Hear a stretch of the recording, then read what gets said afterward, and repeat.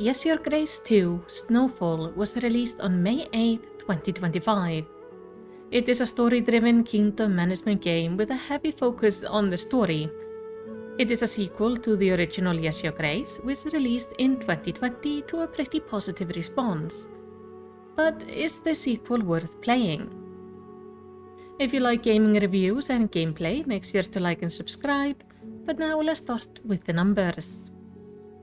A full playthrough of the game took me just shy of 17 hours, and I was quite pleased with both the gameplay and story. I did though run into a bug once where I stopped being able to interact with pretty much anything. Thankfully, it sorted itself out with a quick reload. I played the game about a week after release, so a lot of bug fixes had happened there, but on release it was apparently quite buggy. Thankfully, the game is getting frequent updates, so if you give it a try, it should hopefully be without any major issues today. And outside of that bug, I ran into no problems. The game is a direct continuation of the original, and starts very shortly after its ending. You once more take control of King Eric, who is dealing with the consequences following the events of the first game. And in fact, if you have a save from the original game, it can be imported into the sequel, allowing some of your choices to carry over. Otherwise, you can either have your advisor pick the default backstory, or manually put in some of your choices from the original game. Having played through the original, I felt more connected with the characters and more invested in their story. Though different from the original, where the main goal of the game was made quite obvious from the very start, now the main focus of the game is not quite as clear from the beginning. You will be tackling several different challenges, and at times you will be playing either as the king or the queen.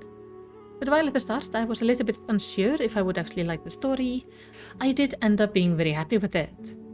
The environment has been updated to use a mix of 3D and 2D assets, while the characters are still 2D sprites like in the original.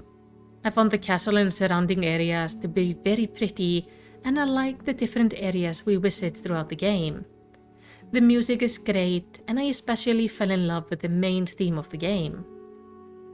And while I can't tell you exactly what happens in the story, I can say I did get quite invested. The game plays with the themes of family, resilience and trauma. The story has several interesting surprises and also some rather predictable plot points. It kept me invested throughout my playthrough and made me even want to revisit the original game again. The only notable story issue I have is that the ending felt a little bit abrupt, and I wish there had been one more scene before the credits rolled. But I was pleased to see an ending recap about what I had managed to do for the different people I had encountered. And I don't know if it's just me, but I feel like there might be a plan for a third game. At least I would personally not be opposed to it. But let's talk gameplay. The main gameplay is quite similar to the original game, with some quality of life improvements. I was very happy to find I could actually control my character walking back and forth with my mouse and keyboard, so I did not always have to be clicking. But like in the original, your main task is to manage your kingdom through the various requests your subjects bring to you.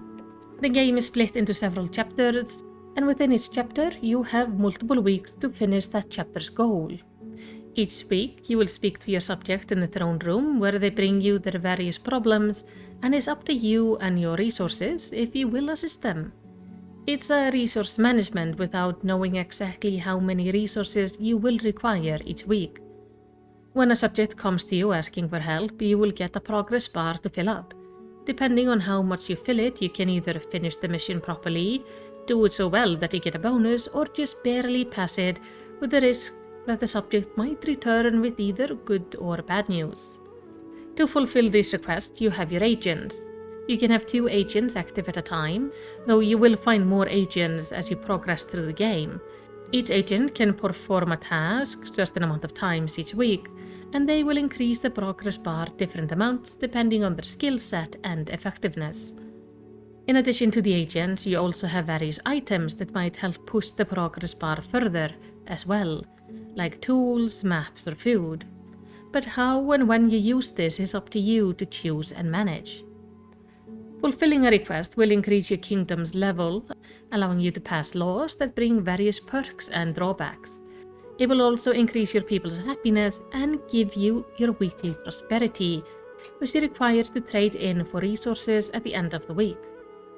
This can be quite tricky, especially as not every subject is there in good faith, and some are in fact there lying to you, trying to scam you. These subjects are often easy to spot, but I was fooled twice during my playthrough, wasting precious resources on them. Now, during the week you never know which subjects are going to show up, as there seemed to be some randomness to it. There also seemed to be a little bit of randomness to which sprite the subject is going to have and which story. I did encounter a few times that different subjects came with the same exact story, which felt a little bit odd. Though I was kind of amused when the pregnant lady came, asking me to allow her to start a fighting school. When you're done dealing with your subjects, you can go to the end of the week. There you trade your prosperity for either gold, happiness, or exploration points.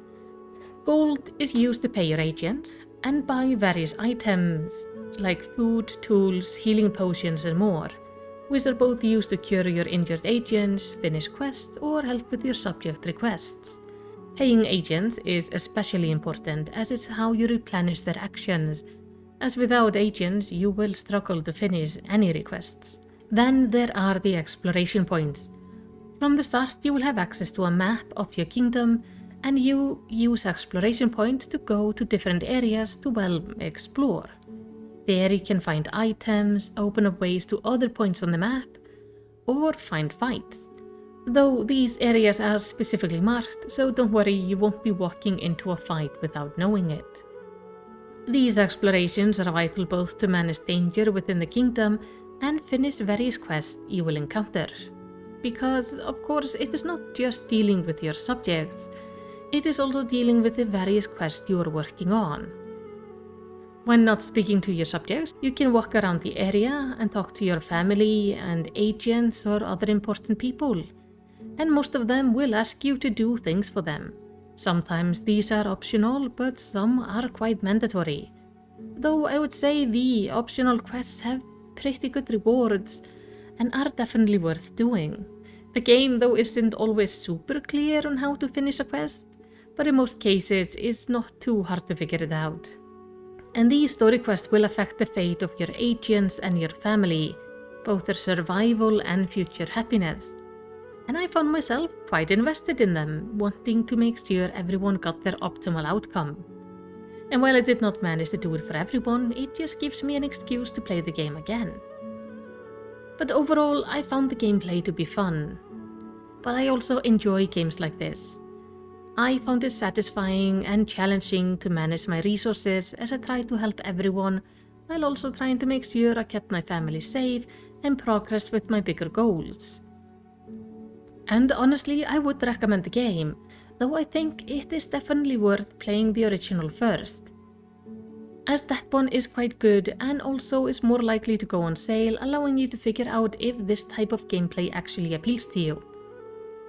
If you have played the original, I think you will like this one as well.